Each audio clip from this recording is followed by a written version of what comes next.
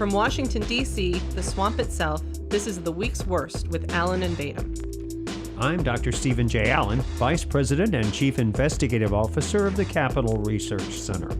And I'm Matthew Vadum, Senior Vice President at Capitol Research Center and Editor-in-Chief of BombThrowers.com. And I'm Kristen Eastlick, Vice President of Programs here at CRC, and I'll be moderating this podcast in which we dig through the news for stories that we think are the most outrageous, the most ridiculous, the worst. So on January 31st, President Trump announced his nomination of Neil Gorsuch to the Supreme Court. After days of confirmation hearings in which Democrats expressed frustration over a number of elements of Judge Gorsuch's record, along with frustration that Obama nominee Merrick Garland was denied hearings, Judge Gorsuch's confirmation will finally be taken to the full Senate. However, Senate Minority Leader Chuck Schumer has indicated Democrats may filibuster this vote, which would mean 60 votes would be required for confirmation. That's an unattainable amount for Republicans. If he does, this would mean Senate Majority Leader Mitch McConnell would need to institute the, quote, nuclear option, unquote, to confirm Gorsuch. That means removing the ability to filibuster any Supreme Court nominees, instead requiring only a simple majority for confirmation. Now, Matthew, isn't complaining about this a double standard? I mean, Republicans have spent the last year blocking Obama's nominee to the Supreme Court, Merrick Garland. Well, I guess in a way it is a double standard, but I'm totally okay with that. But seriously, the Democrats have spent the last few decades obstructing Republican presidents when they have nominated people to the Supreme Court. They started this fight back with Clarence Thomas when they turned his hearing into what he called an electronic lynching, when they brought out the noted prevaricator Anita Hill to falsely claim that she had been the victim of some kind of sexual harassment and she was brought out at the 11th hour in the hearings, and she claimed that when she worked for Justice Thomas, when he was the chairman of the Equal Opportunity Employment Opportunity Commission, the EEOC, that he did some bad things. Now, she followed him around when he got new jobs. So she had an easy escape route if things were bad. And so her complaints have never been credible, although they were taken seriously at the time. My point, in summary, is that Democrats started this, and they have been fighting and using dirty tricks for decades. And it is not surprising that when Antonin Scalia suddenly died under sort of mysterious circumstances that I don't think were properly investigated, that I think that the Republicans were perfectly within their rights to refuse to advance Merrick Garland's nomination. The Constitution does not require the Senate to do anything with the president's nominations. The Senate is there to advise and consent.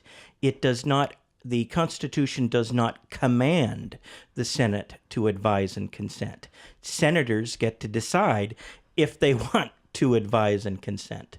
So, from a realpolitik point of view, I think this is predictable and expected, and I think Republicans are going to move forward with Gorsuch, and I'm fine with what they did, or in this case, didn't do with Merrick Garland. Well, and let me jump in there because, of course, I was around for some of the earlier fights, and you really had an unprecedented situation with Robert Bork. And that was, of course, he was nominated for the U.S. Supreme Court.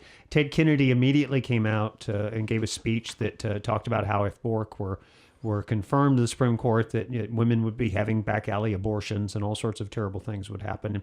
There began a smear campaign against him. And I'll just give you one example because we don't want to talk for a long time about how that smear campaign worked, but I'll give you one example, and that is that Howell Heflin, who was the senator from Alabama, he was on the Judiciary Committee, and his vote as a Southern Democrat and supposed moderate was one that really did the most damage when he announced he would vote against Bork. And he went home, and people in Alabama, they heard that Bork was for sticking to the Constitution, for not letting criminals out of jail willy-nilly, and all sorts of things that they heard that were positive. So Heflin had to explain back home why he was against Bork. And what he said to the folks back home was that, well, he was against him because he had refused to answer my question about his belief in God or lack thereof, and he had attended Communist Party meetings. I can do this because I'm from Alabama.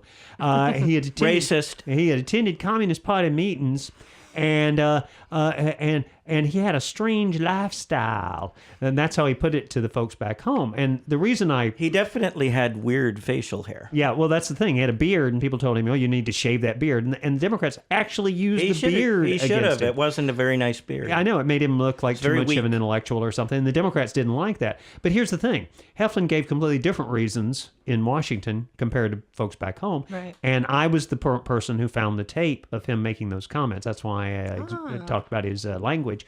And I gave Is that when you worked for Senator Jeremiah Denton? That was afterwards. I was a journalist. Alabama? I was a journalist at this point, and I gave that to Bob Bork Jr., who then presumably passed it along because the next week it appeared in George Will's syndicated column that Heflin had done. He gave two completely different sets of reasons.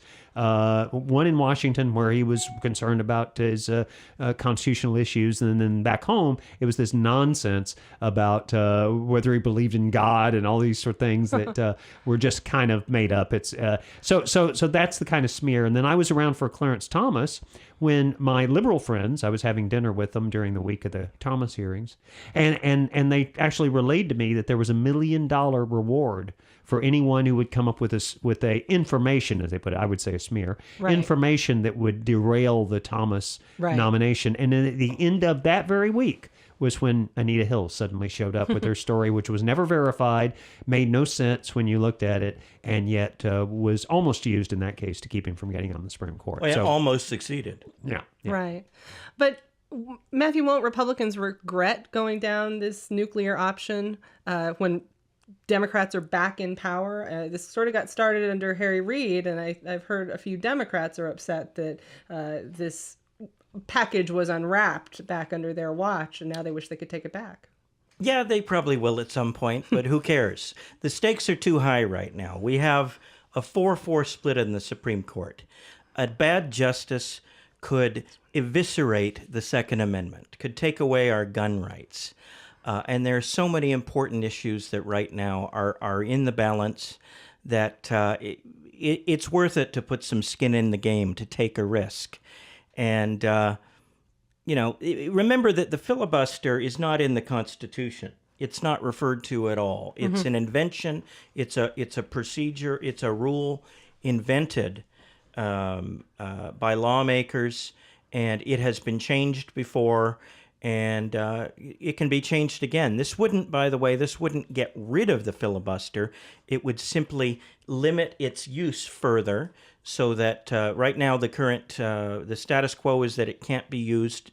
You can't filibuster the nominees below the level of Supreme Court, and then it would just remove the ability to filibuster nominees to the Supreme Court. By the way, this will be only the second Supreme Court justice to ever be filibustered. The first, as I discovered in my research, because I think I was in diapers at the time, Abe Fortas was filibustered because he was ethically very slippery, and he used to hang out with President Lyndon Johnson at the White House while he was an associate justice of the Supreme Court, and talk politics and plot, how to move the agenda of Johnson forward. He also had some other ethical problems, and he was successfully filibustered. And then after President Lyndon Johnson left office in January 1969, a few months later, he resigned from the court. Mm-hmm. And so now Fortas is just a little footnote in history, having only served something like 5 years on the court. Right. So filibustering Supreme Court nominees isn't new, but it's extraordinarily rare. And the only reason that the Democrats are doing it, they don't have any substantive objections to Neil Gorsuch, who is currently already a federal judge. They just don't like the fact that he's a conservative, that he is an originalist, that he takes the text of the Constitution seriously, just as the man he would replace, Antonin Scalia, did in his time on the High Court. Well, the thing that people have to understand to put this in context is that, and you mentioned Abe Fortas, election year nominations generally don't go through. There's been one case before of an election year nomination going through, and that's where the vacancy, I think, had been 18 months at that point. So people were like ready to get the thing filled. In this case, Scalia, God rest his soul, and he essentially drops dead. Suddenly you've got this vacancy. It's 4-4 on the Supreme Court otherwise between the radical and the mainstream factions. And so this decides the balance. And so, of course, Republicans would not proceed with Garland at that point. And the Democrats, they complained. And of course, now in retrospect, they're complaining. But at the time, they were, they were kind of okay with it because they expected that the nomination would be decided by the presidential election, because Republicans were saying, why don't we let the American people decide who they want to fill that seat by electing a presidential candidate who will then appoint someone to the Supreme Court. And the Democrats were, Hillary, obviously Hillary's going to win. So then we'll get our 5. I mean, they wanted it right away, but they didn't complain all that much. Right. They mainly now are upset in retrospect because, of course, that was their chance to get that 5th seat. I should clarify one little thing, just because some listeners to our podcast may be a little confused at this point. Abe Fortas was already on the Supreme Court. Lyndon Johnson nominated him, this is where he ran into trouble, to be elevated to the Chief Justice slot, and that was the problem. Yes, that's correct. And I think in our discussions previously, Dr. Allen, we've talked about how this extreme partisan politicization of the Supreme Court nomination process is fairly recent, and a fairly recent development in American history. It never happened in the 50s. Earl Warren sailed through. Yeah. And yet he did many terrible things. Well, Earl Warren, people don't realize, but Earl Warren was a Republican governor of California. This was in the 50s. And actually was Dewey's running mate for, he would have been vice president of the United States. And then he helped deliver the Republican nomination in 1952 to Dwight Eisenhower over Robert Taft, who was the front runner for most of the campaign. And part of the deal was that he would get the next Supreme Court vacancy. And then it turned out the next Supreme Court vacancy was the Chief Justiceship. And there's a story that Eisenhower tried to say, well, now, when I said the next vacancy, I didn't mean Chief Justice. And Earl Warren said, hey, we cut a deal. I'm going to get it. And that's how people treated Supreme Court nominations. There were occasionally things about policy, and obviously the big deal, like would you support the New Deal or not support the New Deal, which many people considered unconstitutional.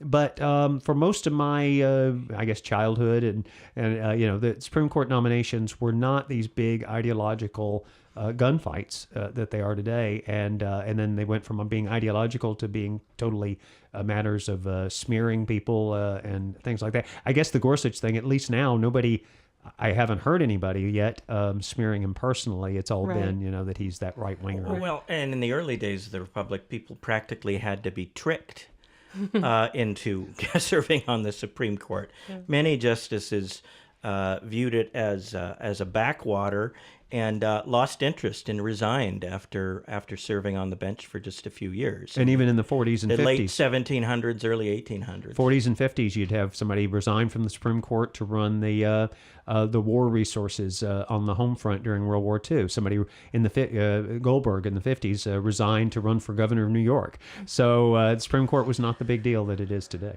And that ends the history lesson, I suspect. And good transition. Now going back to today, and keying off of a few of the things that you guys mentioned, one of the things that is being used against Gorsuch is that he's, quote, not in the mainstream, or that's according to those like Senate Minority Leader Schumer.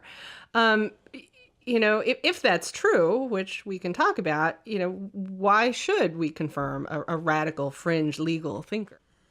Well, Kristen, I think I'd have to take issue with the premise of the question. I don't think that Judge Neil Gorsuch is a radical fringe legal thinker. He is very much an originalist. He takes the Constitution and the text of it, the wording of it, very seriously, just as Antonin Scalia, the man he would replace on the bench of America's highest court, takes it very seriously.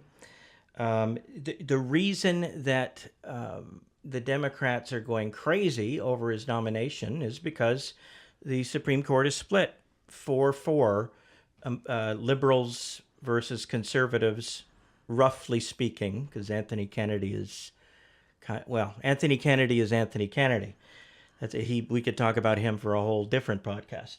But basically 4-4, and the stakes are so high. It would just take one ruling to drastically curtail Americans' gun ownership rights, to eviscerate the Second Amendment, and to do all sorts of other damage, all sorts of other mischief to the Constitution of the United States. The Democrats are having aneurysms daily. They are apoplectic, filled with rage. They're frothing at the mouth because Hillary Clinton, in their view, had the election stolen from her by Russians or Martians or by Rock'em Sock'em sets or I don't know, the puppets from the Muppet Show. They're just in another world right now. They have this sort of mass psychosis, and they refuse to accept President Trump as legitimate president, and they say that he shouldn't get to fill a seat that was stolen, in their words, from the Democrats, because the Republicans refused to advance Merrick Garland's nomination last year under President Obama. And remember, as late as 9:30 on election night, they saw a clear path forward. They were going to have 5 seats on the Supreme Court. You have a situation on the left that's different from what it is on the conservative of the mainstream side, which is that the conservatives and mainstreamers, they tend to listen to each argument. Occasionally they'll break away from the others.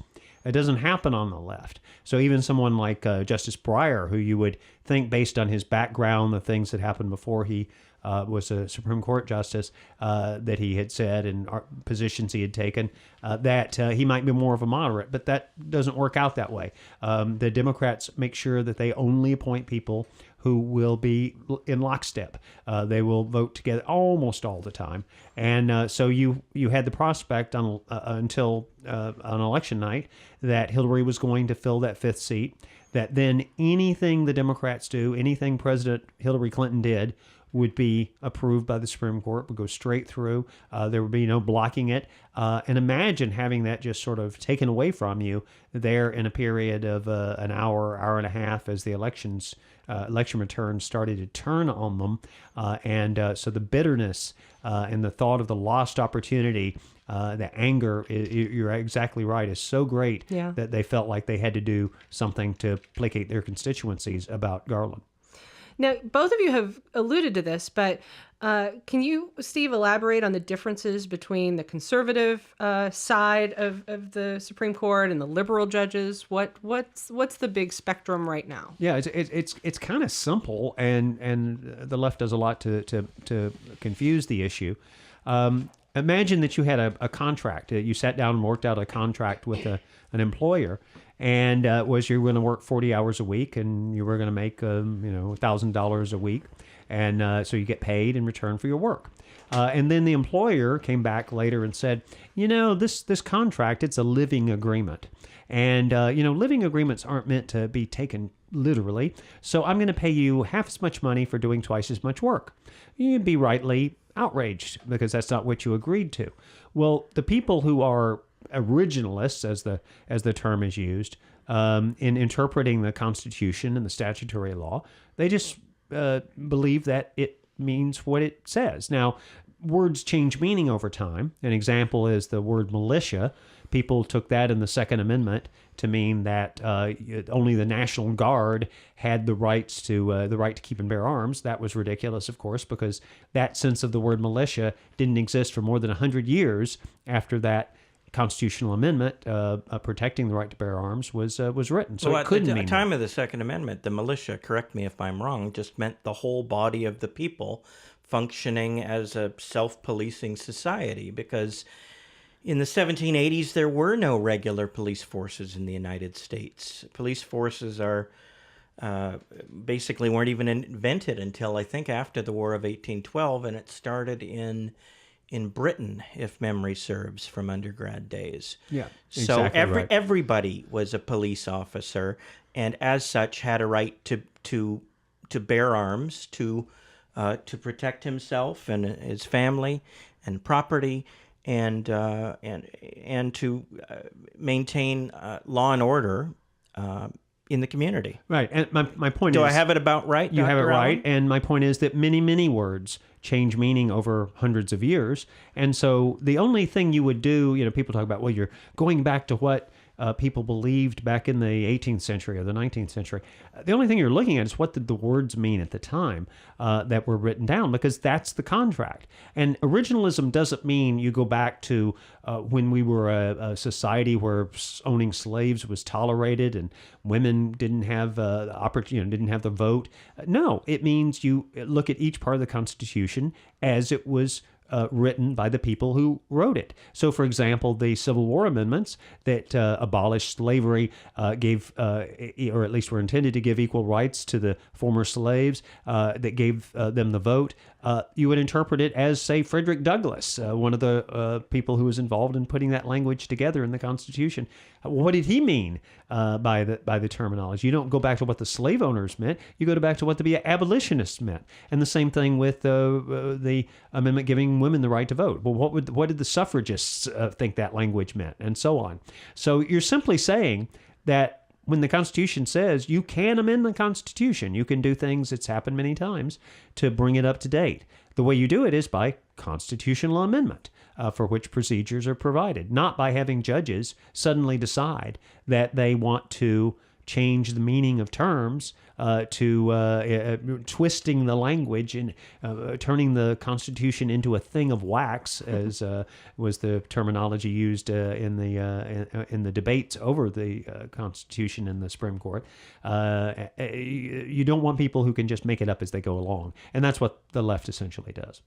Well, if we're looking at originalist interpretations, doesn't that mandate Congress having a hearing for Judge Garland? No, there's nothing. I mean, the Supreme Court, the Constitution just says that the president makes the appointment with the advice and consent of the Senate.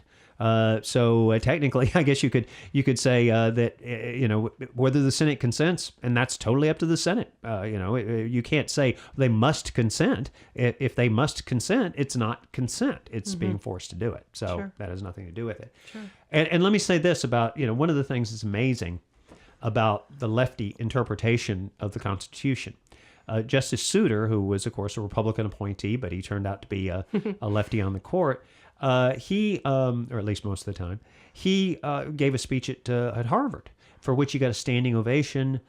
He was praised in no fewer than 4 op-eds in the Washington Post, because what he said was, well, you have to have a living Constitution, because it's the change in people's attitudes that changes the Constitution, what they call the zeitgeist, the spirit of the times.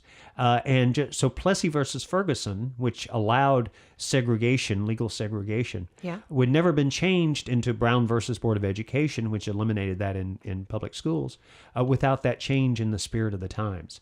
And so therefore, we wanted, because we believe that Brown versus Board of Education was a good decision, we were for a living Constitution. Now, of course, that logic is completely backwards, because what he's saying is, if Brown versus Board of Education was correctly decided because the spirit of the times had changed, and not because that's what the Constitution said, as the truth is, in my view, then therefore Plessy, which allowed segregation, well, that was the spirit of the times too. Yeah, the better argument is that Plessy v. Ferguson, which was the separate but equal ruling, right, arising out of some kind of a labor dispute, a person who worked for a railroad, that was separate but equal. So it mandated that you could have schools for whites and schools for blacks, but in practice, the schools for blacks were always worse, far worse than the schools for whites. The better argument here is, the more consistent way of looking at it, is simply to say, as Steve was alluding to, that Plessy v. Ferguson was wrongly decided in the late 1800s. Mm-hmm. Exactly, and if you way the Constitution's not living. If you use the logic of the liberals who in their constitutional interpretation, what they're saying is that Plessy was rightly decided, and it wasn't rightly decided. Right, nor was Dred Scott versus Sanford. But believe me, the Washington establishment and the people in journalism who applauded David Souter, they don't really think things through. Yeah, the Constitution is just a plaything to the left. They shape it into whatever they feel like on that particular day. To boil it down, if something is good, it's constitutional. If something is bad, it's not. Well, we've agreed that Gorsuch's appointment is very important to both sides for various reasons. And we definitely see that in the amount of advertising going on the airwaves about whether to have senators vote for him or against him.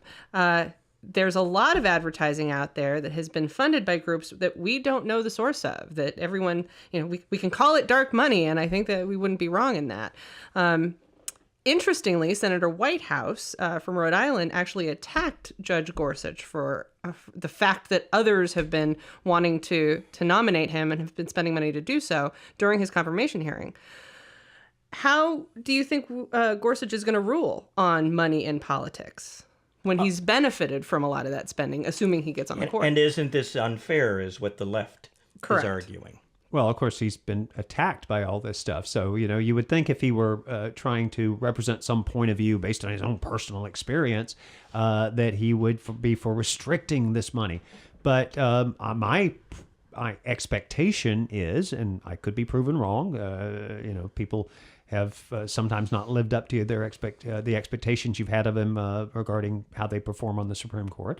But in his case, I think probably we know where he's going. He's probably going to rule the way Scalia would have done. And the conservative position, or the libertarian position, or the mainstream position, is that in the Constitution, where it says Congress shall make no law abridging freedom of speech or of the press, that no law actually, I know this is hard to swallow, that no law means no law, because you sound like a total crackpot. I brought this up at learned panels in Washington, where they would be talking about all the ways you could restrict freedom of speech, and then I would bring this up, and they would look at me like I was some sort of strange person from another planet, suggesting that where it says no law, it means no law. The fact is that under the Constitution, you can't have restrictions on free speech. You can't have restrictions on freedom of the press, and the interesting thing is that some of the same people who are whining now that Donald Trump is a threat to freedom of the press because he, criticizes members of the press or won't keep, lets one of them get kicked off the press plane for 5 minutes.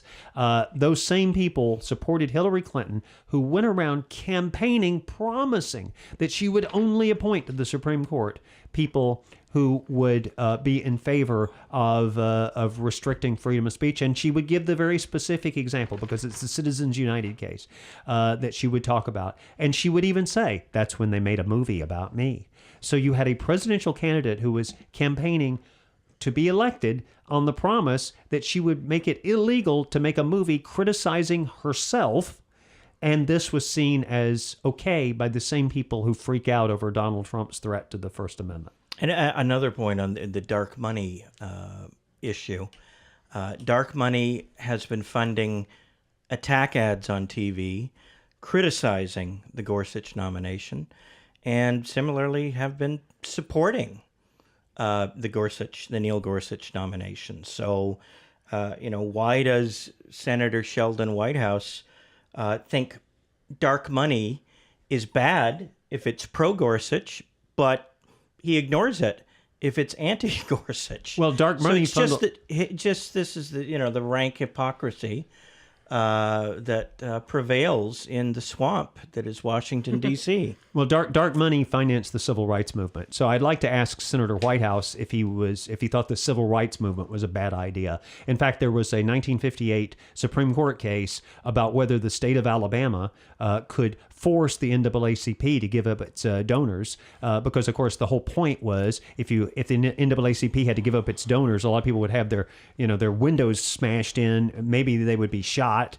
or dragged off and left in a landfill, and that's what people wanted the NAACP to have to be forced to give up its donors, so that kind of thing could be done to stop the civil rights movement. Would that be Alabama versus NAACP? X. Rel. Patterson? That would be that Dr. case, Allen? in fact, yes. And Wow. I'm surprised I remember that. Yeah, we talk about double standards. Look, the fact is that on any kind of procedural argument, people always pick the side that is going to cause their side to win. If your team wins on a controversial ruling in a sports game, well, gosh, you're going to be for whatever ruling would have made your team win. That's just human nature, and people do it on both sides. Of course, there's a double standard on double standards. So often Republicans will get called, well, you're inconsistent on this. Yes, but the other side, they flip too. They just flip the other way, and so most of those are not really worth arguing about. The significant part with regard to the changing the rules possibly to get Gorsuch through is if the Democrats try to filibuster, then the Republicans are going to put him through.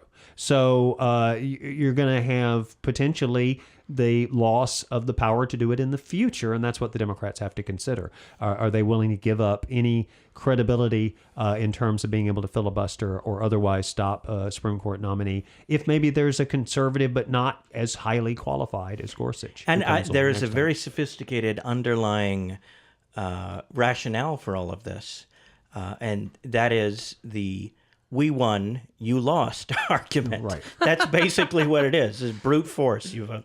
We got more votes. You don't. To hell with you. Yeah. And that's the way it's always worked, and that's okay. Well, thank you, gentlemen, for all of those insights. I think that's our show for this week. We'll be back next week and hope you'll join us. If you're not already, please subscribe to the podcast on iTunes and Stitcher, and follow us on social media at Capital Research Center on Facebook and YouTube, and at Capital Research on Twitter. I'm Dr. Stephen J. Allen. And I'm Matthew Vadum. And I'm Kristen Eastlick. Thanks for listening.